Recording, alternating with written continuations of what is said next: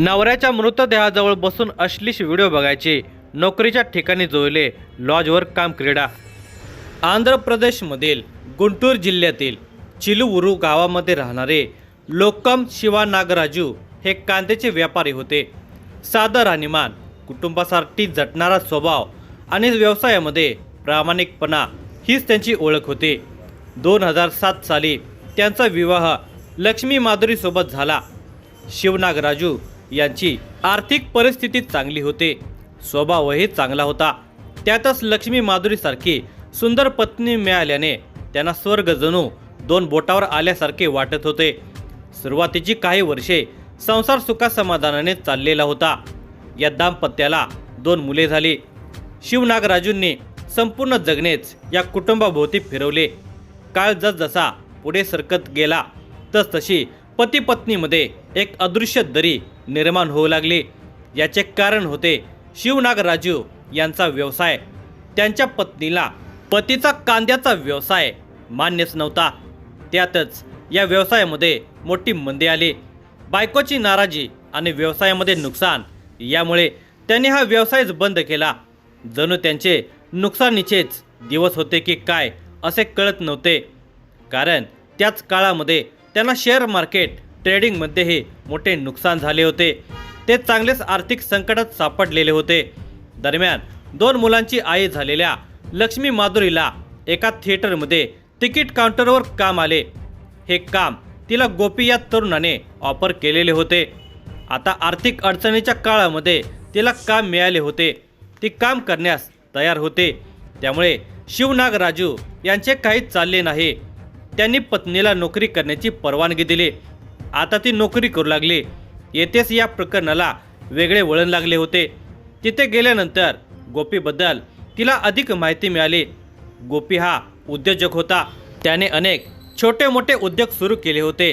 धडपड्या आणि बोलका गोपी रुबाबदार होता। कोणावरही पाहता क्षणी छाप पडेल असे त्याचे व्यक्तिमत्व होते। सत्तेनपल्ली या गावचा रहिवासी असणारा गोपी जवळपास रोजच त्या थिएटरमध्ये येत होता। याचे कारण तिला लवकरच समजले आणि मनातल्या मनात आनंदी झाले। कारण तिला आवडलेला गोपी तिच्यावर लट्टू झालेला होता। तो तिला पाहण्यासाठी भेटण्यासाठीच थिएटरवर येत होता।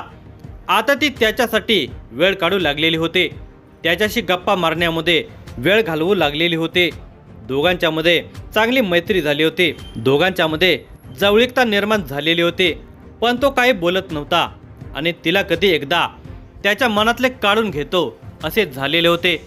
एक दिवस तिने खडा टाकला, तुमचा इतका व्याप आहे तरी नेहमी इकडे कशाला येता? त्यावर तो म्हणाला, सहजच की थिएटर मालक माझा मित्र आहे, हे मी सांगितलंच आहे की तुम्हाला, पण ते नसतानाही तुम्ही येता। तसं काही नाही, कधी कधी कंटाळा येतो म्हणून सिनेमा बघायला येतो। हो, पण तुम्ही थिएटरमध्ये गेलेले कधी पाहिलं नाही मी। येथे आला की माझ्याशीच बोलत थांबता। तिच्या या बोलण्यावर काय उत्तर द्यावे हे त्याला सुचले नाही। तो गप्प राहिला। मग ती म्हणाली, मी आपलं सहजच विचारलं। खरे तर तुम्ही आलात की मलाही बरं वाटतं। तुमच्याशी बोललं की मन हलकं होतं। तिनेच आता पुढची चाल खेळण्याची तयारी केलेली होती। तिचे बोलणे ऐकून तोही खुलला। तो म्हणाला, खरं तर मीही तुम्हाला भेटण्यासाठीच येतो, पण मला ते सांगायचे धाडच झाले नाही। इतकं काय घाबरायचं? मी काय खाते का तुम्हाला? तसं काही नाही हो, पण तुम्हाला राग येईल म्हणून बोलत नव्हतो। राग आला असता तर मी बोललेच नसते तुमच्याशी, तिने सांगितले। तसा त्याच्या मनावरचा भार हलका झाला। तो म्हणाला, मी तुम्हाला पहिल्यांदा बघितलं तेव्हा वाटलंच नाही की तुमचं लग्न झालं असेल। तुम्हाला 2 मुले असतील म्हणून। काहीतरीच बोलता तुम्ही, ती लाजत म्हणाली।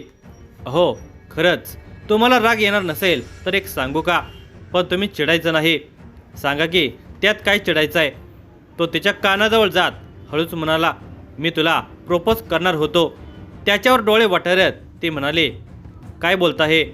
अहो, खरंच सांगतोय, पण नंतर विचार बदलला। का? का म्हणजे काय? तुमचं लग्न झालं आहे, मग कसं?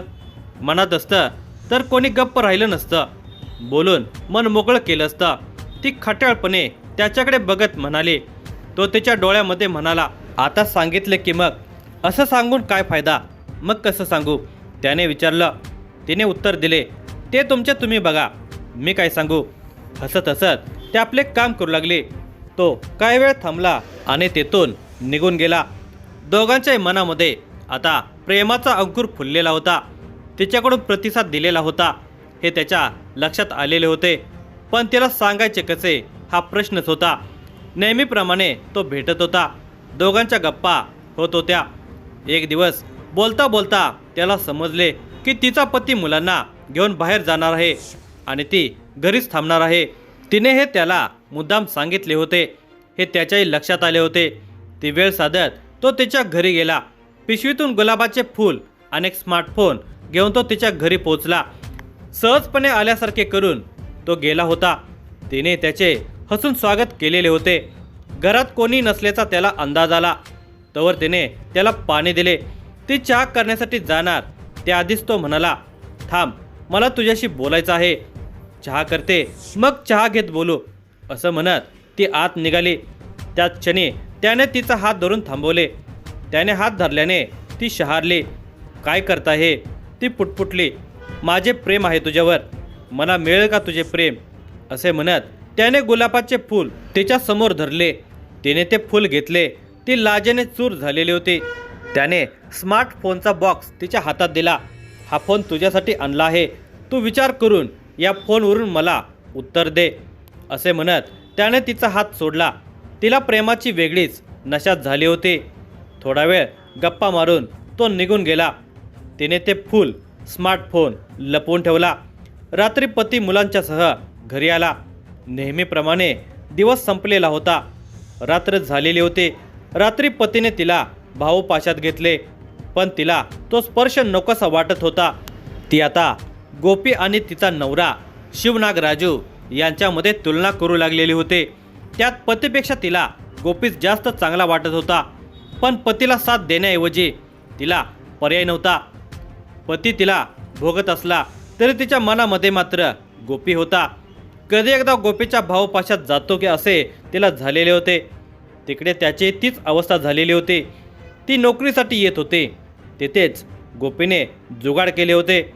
थिएटर मालक त्याचा मित्र असल्याने त्याला सांगून गोपीने लक्ष्मी माधुरीला सुट्टी देण्यास सांगितले. ती येताच गोपी तिला म्हणाला, तुला सुट्टी द्यायला सांगितले आहे. सुट्टी का? मी सुट्टी घेऊन काय करू? मी तर कामावर आले आहे. हो, पण तो आता कामावर थांबायचं नाही. आपण बाहेर कुठेतरी जाऊया, गप्पा मारत बसू. मला तुझ्याशी खूप बोलायचं आहे. पण कोणी बघितलं तर? तिचा हा प्रश्न रास्त होता. कारण या छोट्या गावामध्ये सगळेच तर एकमेकांच्या ओळखीचे होते. मग तो म्हणाला, जवळच एका मित्राचा फ्लॅट आहे, तिथे कोणीच नसते, तिथे जाऊया का? काही वेळ ती गप्पच राहिली. तिला काय उत्तर द्यावे हेच कळत नव्हते. ती गप्प राहिल्याचे पाहून तो म्हणाला, तुला मान्य नसेल तर नको जायला. मी काही जबरदस्ती नाही करणार. तसं नाही, पण मला भीती वाटते. मी असताना भीती कशाला? त्याने विचारले. अखेर तिने होकार दिला. तो तिला मित्राच्या फ्लॅटवर घेऊन गेला. दोघेही कामातूर झालेले होते. त्यातच खोलीतील एकांत मिळताच ते एकमेकाला बिलगले. त्याने तिला मिठीत घट्ट आवले. तरण्या बांड पुरुषांच्या त्या तगड्या स्पर्शाने ती हरकून गेली होती. दोघांनी चुंबनाची देवाणघेवाण सुरू केली होती. पाहता पाहता आवेगाने ते एकमेकाला चुंबू लागले. काही वेळातच कपड्यांचा अडसर दूर झाला आणि दोघे पूर्ण नग्न अवस्थेमध्ये बेडवर पडले. तिच्या भरलेल्या मांसल देहावरून हात फिरवताना त्याला जणू स्वर्गात असल्यासारखा भास होत होता. तर त्याच्या कठोर स्पर्शाने ती विरघळू लागली होती. तो तिच्या शरीराचे मर्दन करू लागलेला होता. आजवर प्रेमळ समागमाचा अनुभव असलेल्या लक्ष्मी माधुरीला हा रानटी हावरट संभोग जास्तच आवडला. त्याच्याकडून रगडले जाणारे शरीर दुखत असले तरी तिला त्यात एक विलक्षण आनंद मिळू लागलेला होता. त्यालाही तिच्या मुलायम देहाचा स्वाद चाकताना आनंदाचा पारावर उरलेला नव्हता. पाहता पाहता दोघे एकरूप झाले होते. त्या बंद खोलीमध्ये वासनेचे वादळ आलेले होते. जोरदार काम क्रीडेनंतर दोघे तृप्त होऊन एकमेकांच्या मिठीत विसावले. हा व्यभिचार असला तरी दोघांनाही त्यातून मिळालेले सुख स्वर्गसुख वाटत होते. आता त्या दोघांची नियमित भेटण्याचे प्रेम करण्याचे ठरवले. प्रणय सुख भोगून घरी गेल्यानंतर तिला पतीचे दर्शन घडले. त्याला पाहताच तिच्या कपाळाला आट्या पडल्या. तो तिला नकोसा होता, पण पती असल्याने ती त्याला जास्त टाळू शकत नव्हते. रात्री तो तिच्या सुंदर देहाच्या सुखासाठी तिला जवळ घेत होता, तेव्हाही ती त्याला नकार देऊ शकत नव्हते. दिवसभर ती गोपीसोबत मजा करायची, पण रात्री मात्र पतीसोबत राहणे तिला नको वाटायचे.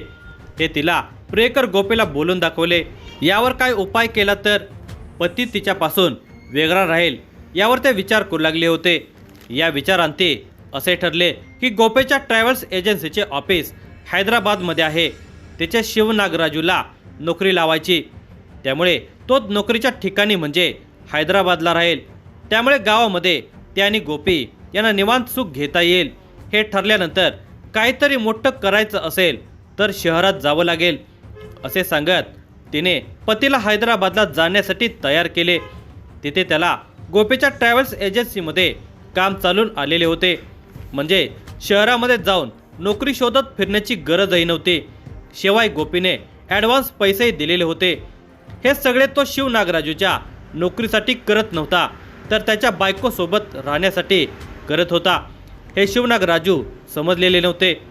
शिवनागराजू हैदराबादला गेल्यानंतर इकडे लक्ष्मी माधुरी आणि गोपीला रान मोकळेच मिळालेले होते. आता राजरोसपणे गोपी घरी येऊ लागलेला होता. दोघांचे वागणे जणू नवरा बायकोसारखेच झालेले होते. हे तिच्या सासरच्या मंडळींना खटकू लागले होते. गोपीने या परिवाराला मदत केली. तिला आणि तिच्या पतीला नोकरी दिली हे खरे असले तरी त्याचे वारंवार घरी येणे, तिच्यासोबत हसणे खिदळणे, दरवाजा बंद करून दोघांनीच घरात थांबणे हे सगळे संशयास्पद वाटत होते. त्यामुळे हा सगळा प्रकार शिवनागराजू याच्या कानावर लोकांनी आणि नातेवाईकांनी घातलेला होता. आता त्याच्याही लक्षात आले की गोपी आपल्याला मदत का करत होता. मग मात्र त्याचे माथे भडकले. त्याने क्षणार्धामध्ये नोकरी सोडली आणि गाव गाठले. गावामध्ये येताच त्याने पत्नीला चांगलेच फैलावर घेतले. तेव्हा त्याने सरळ कानावर हात ठेवले. तुमचे नातेवाईक लोक खोटे सांगत आहेत, माझ्यावर आळ घेत आहेत, मी काहीही चुकीचे वागले नाही असे तिने सांगितले होते. त्याचा राग शांत झाला. आता त्याने गावातच राहून पूर्वीप्रमाणे काहीतरी काम करण्याचा निर्णय घेतला. त्याचे थिएटरमधील कामही त्याने बंद केले. तो गावातच राहिला आणि त्याचे घरातून बाहेर पडणे बंद झाले. परिणामी गोपीला भेटण्यामध्ये मोठा अडथळा तयार झाला. आता काय करावे हा मोठा प्रश्न गोपी आणि लक्ष्मी माधुरी यांच्यासमोर उभा होता. अखेर लक्ष्मी माधुरीने असा निर्णय घेतला जो तिच्या संसारासाठी आणि आयुष्यासाठी फार घातक होता. तिने या प्रेमातील अडसर ठरलेल्या पतीलाच बाजूला करण्याचे ठरवले. तिने हा विचार तिने गोपीसमोर मांडला. गोपीला तेच हवे होते. त्याने तिच्या भावनांना खत पाणी घातलं. तू इतकं सहन कशाला करतेस, तुला सुखी राहण्याचा अधिकार आहे अशा शब्दांनी त्याने तिच्या मनातील गुन्हेगारी विचाराची पाठराखण केली. तो नसेल तरच आपण सुखात राहू, त्यासाठी त्याला संपवलंच पाहिजे असे गोपीने सांगितले. मग काही दिवसांतच दोघांनी शिवनागराजूला कायमचं संपवण्याचा प्लॅन आखला. झोपेच्या गोळ्या देऊन त्याला बेशुद्ध करायचे आणि त्यानंतर ठार मारायचे असे ठरले. या कटासाठी तिसरा माणूस आवश्यक होता. गोपीने आपल्या ओळखीतील सुरेश या RMP डॉक्टरकडे धाव घेतली. त्याला सगळा प्लॅन सांगून कटामध्ये सामील करून घेतले. ठरलेल्या प्लॅनप्रमाणे सुरेशने झोपेच्या गोळ्या उपलब्ध करून दिल्या. या गोळ्या गोपीने लक्ष्मी माधुरीकडे नेऊन दिल्या. ही अचूक योजना होती. हा मृत्यू नैसर्गिक वाटावा आणि संशय कुणावरही जाऊ नये यासाठी पूर्ण नियोजन केलेले होते. दिनांक 18 जानेवारी हा दिवस शिवनागराजू याला संपवण्याचा दिवस ठरलेला होता. त्या दिवशी घरामध्ये नेहमीसारखं वातावरण होतं. लक्ष्मी माधुरीने खास बिर्याणी बनवली होती. नेहमीप्रमाणे ही बिर्याणी तिने सासरच्या लोकांनाही पाठवली होती. तसेच स्वतःसाठी वाढून घेतली आणि मुलांनाही खाऊ घातली. सर्वांच्या सोबत तिने पतीलाही बिर्याणी दिली. पण त्या बिर्याणीमध्ये तिने झोपेच्या गोळ्या कुटून मिसळलेल्या होत्या. झोपेच्या गोळ्या असलेली बिर्याणी पतीला दिली. कोणालाही संशय येणार नाही इतक्या सहजतेने तिने पतीसमोर जेवण वाढलं. तिचा नवरा शिवनागराजूंनीही नेहमीप्रमाणे पत्नीवर विश्वास ठेवून ते जेवण केले. काही वेळातच झोपेच्या गोळ्यांचा परिणाम दिसू लागला. शिवनाग राजू गाढ झोपेत गेला. हाच तो क्षण होता ज्याची ती आणि तो त्याची वाट पाहत होता. शिवनाग राजू गाढ झोपी गेल्याची माहिती त्याने कॉल करून गोपीला दिली. काही वेळातच गोपी आणि सुरेश घरात आले. त्या तिघांनी एकाच वेळी झोपलेल्या शिवनाग राजूवर हल्ला चढवला. त्या दोघांनी हातपाय पकडले तर तिने पोळी लाटण्याच्या लाकडी लाटण्याने फटाफट पतीवर वार करण्यास सुरुवात केली. त्याच्या छातीवर लाटण्याचे तडाखे दिल्याने त्याच्या बरगड्या मोडल्या. तसेच गोपीने उशी उचलली आणि शिवनाग राजू याच्या तोंडावर दाबून धरले. काही वेळातच त्याचा श्वास थांबला.